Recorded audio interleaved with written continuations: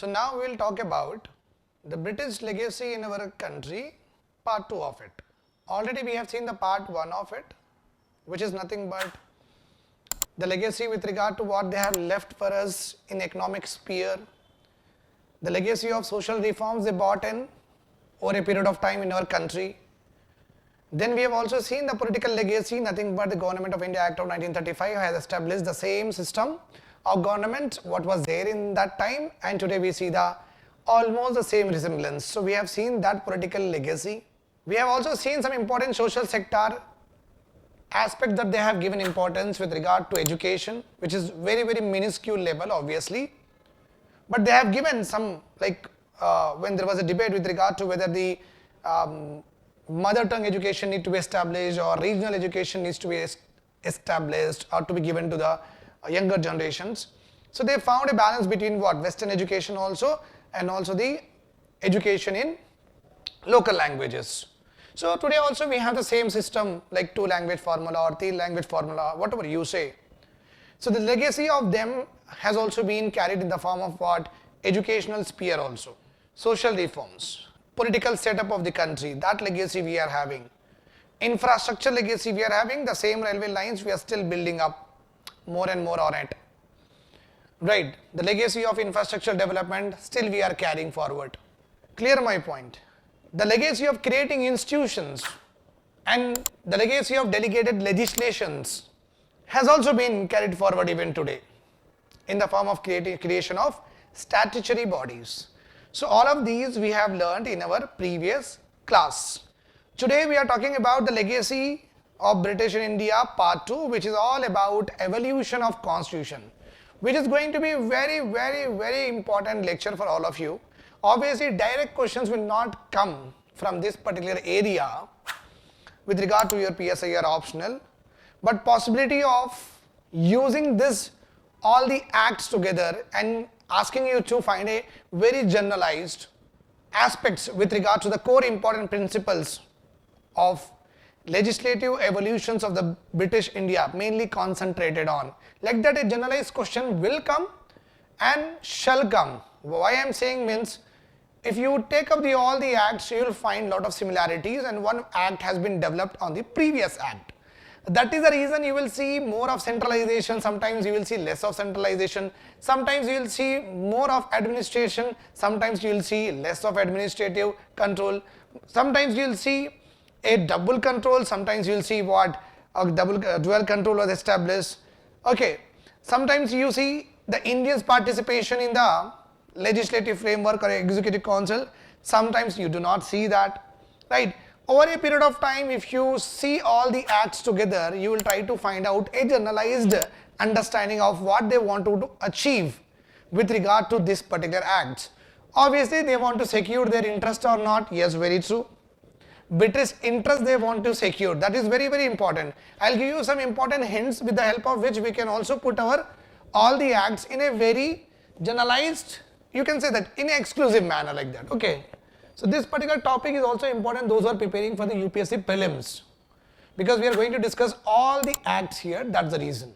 The problem with regard to prelim students when they are watching this lecture is it will become lengthy for them. Why? Because I will go into the detailing of each and every word which is there, but which is also important for the PSIR optional students, because they have to know the understanding more to write a particular answer. Okay, whatever the acts which were created, like Regulating Act of 1773 to Indian Independence Act of 1948, you can say 1947, or you can say the Government of India Act of 1958, which is also a very important act with regard to after the very first war of independence according to Savarkar. So whatever the acts that we are having over a period of time, whether it is talking about Regulating Act, then PITS Act, then you are having Charter Act, then you are having Councils Act, and then you are having Government of India Act, many such acts were there which we are going to discuss in a bit. But if you see them throughout with one lens is nothing but this is the lens you are seeing, and you are seeing all the acts. What is the commonality, what is the linear things that you are going to find here, that is only called as you are seeing in one lens. Clear? So if you see in the one lens of this particular all the acts, you will find the British interest has been always secured. In no way the acts was harming the Britishers. interest was secured. And British interest was there in which areas? The interest was there in political areas. Interest were there in political areas. Then what you are having? Economic areas. Okay. These are the two important domains where with every act they try to secure their political interest. Means they want to have control on all Indian subjects. Subjects are nothing but we were treated as subjects, not as human beings. If we would have been treated as human beings, we would have said that they want to have supremacy on the population, like that we would have said. Okay, but we are not calling like that. No, we are saying that we were the subjects. Subjects are nothing but they did a number of experimentation on us. They did not give us civil liberties. They did not give us the freedom. Okay, they did not make us feel that we are a part of their system also.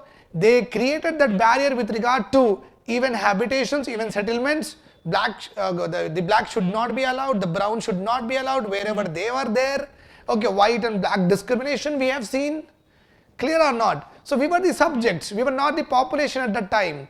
That's why we are saying here that in the British has interest both in political and economic sphere. In political sphere they just wanted to control the subjects.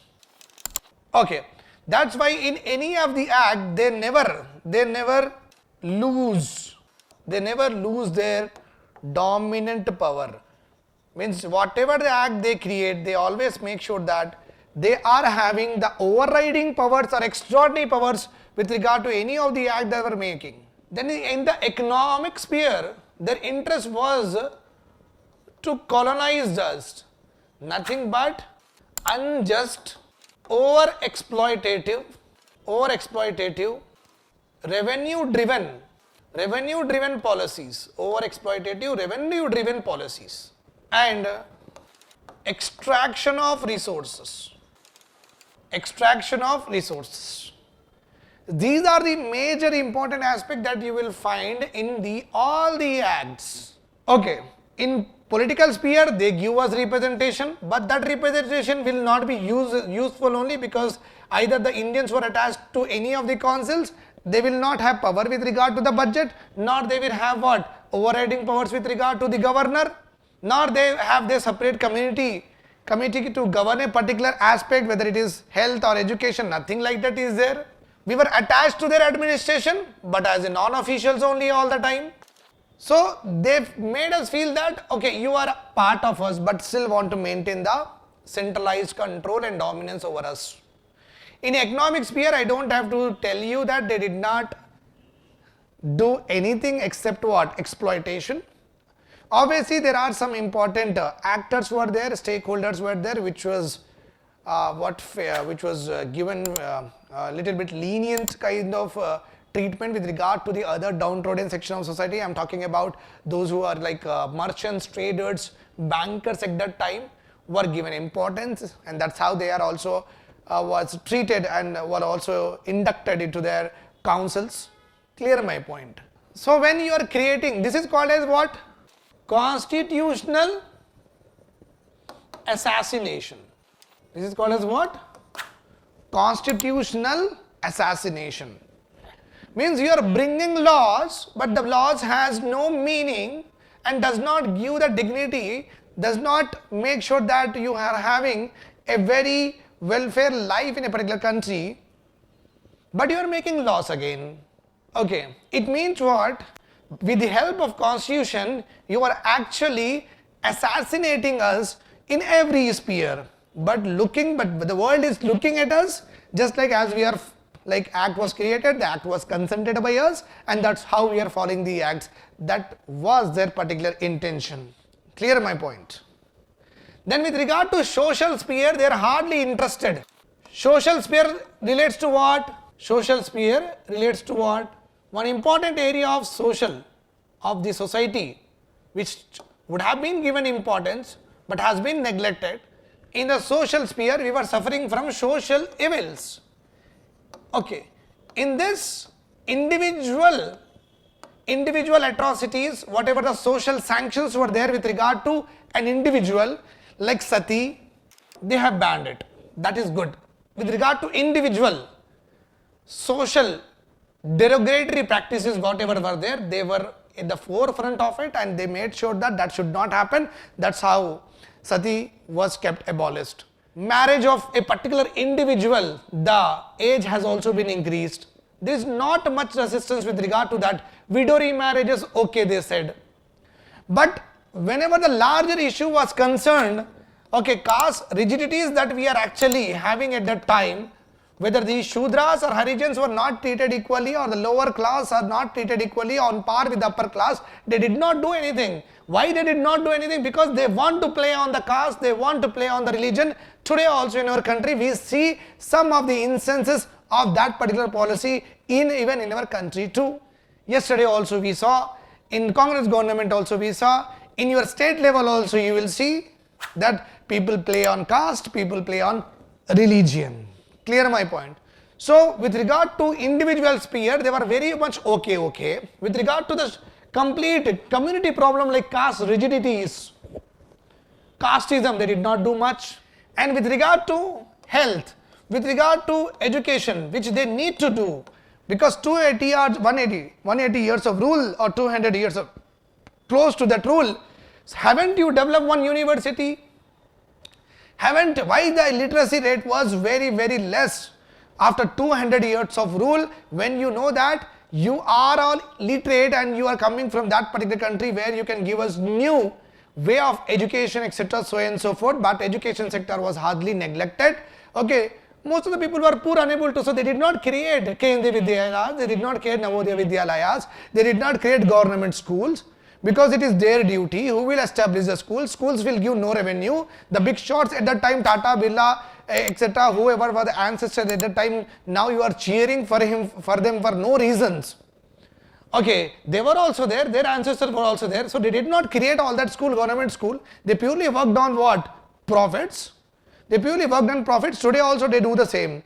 One of the meme is there, I was really shocked to see the meme and was very laughing also. The meme was like, if that should not happen, but that was actually a meme where recently you know that Ambani's son and son marriage happened with Radhika Merchant, and whenever the marriage was completed, the Jio prices was increased. The 3 months of recharge, which was a $799, became $999 or not. I guess $699 became $749. I am not very sure of it, but at least I know it very properly, because I have done also the recharge. So I found escalating or inflated price, okay, right after the marriage. Now people were saying that we should always pray for the well-being of this particular married couple. Why? Because if any kind of problems happen between them, then Akash Ambani has to pay lot of alimony to Radhika Merchant, and that lot of alimony the Ambani or the Reliance people will cover, will actually cover from people only by making the recharge of 3 months to $14.99 like that. So I was thinking that is very true. Purely business minded, dependent communication system, monopolized communication system. We don't take BSNL, because BSNL people, if we call them that, okay, this is not working, they'll say that what do? We cannot do, government is not giving money, government is yet to establish a tower. If these kind of silly and all these reasons are given by the government company, why do we actually take it? Because communication is a very important aspect of our day-to-day life.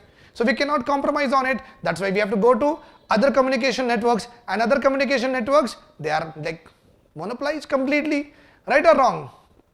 So at that time also our ancestors were there, money was there, but it was very good in my state. I am not talking about the Razakar, but I am talking about the Nizam state. If you come here and see, okay, 90% of our education infrastructure, 90% of the health infrastructure, 90% of our irrigation infrastructure, 90% of the city development in our Hyderabad state, or you can say that many of the cities of Telangana, all has been done during the period of what? Kakatiyas, 20%, and 70% was done by the Nizams only. This government or any of the government after independence, you see hardly any establishment of the universities, hardly any establishment of what? Health and education, etc., so and so forth. Means they are ruled for around 200 years, but they did it. Britishers ruled around 200 years, but what they have contributed with regard to health and education system, we do not know. Okay, that is the basic, that is the major reason why India is now suffering from infant mortality rate high, mother mortality rate high, illiteracy rates less. Have they made the policy of women or girl education at that time? Today all women would have been literate and we would have also been literate. Right or wrong? But education actually started from 1947 onwards in our country, where again the girls' education was given importance only 2 to 3 decades back only. So that's why we are lagging. Had they made a rule at that time by opening the government schools, then today India would have been not the 5th largest economy, would have been the number 1 economy in the world. But that opportunity, they know very well that if they give them health, if we give them the education, then they are going to suppress us. By not giving the health and education to us, they made sure that we lag 100 years backward. That is what the British mentality was there at that time. Okay, they know what they are doing. That's why one of the Chinese quote we are having, which says that educate, okay, giving 10,000 for an individual, you will make his or her life better in 1 month. But giving education to one individual, you will make better their life forever. How beautiful this quote is there. So that's why many of the economists, many of the philosophers, many of the political sciences, they always say that it is important to invest in these particular sectors rather than giving what? Freebies, rather than giving what? Money. Money should not be given. Clear my point? So if you see all the acts through a lens, you will see these important characteristics only. Clear my point? Yes.